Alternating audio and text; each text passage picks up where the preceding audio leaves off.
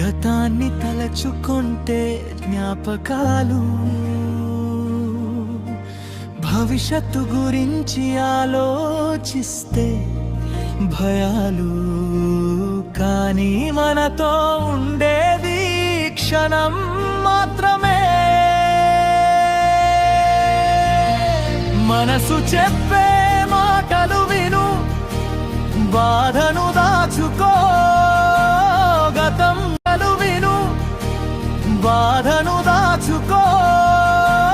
గతం గురించి ఎక్కువగా బాధపడకు, భవిష్యత్తు గురించి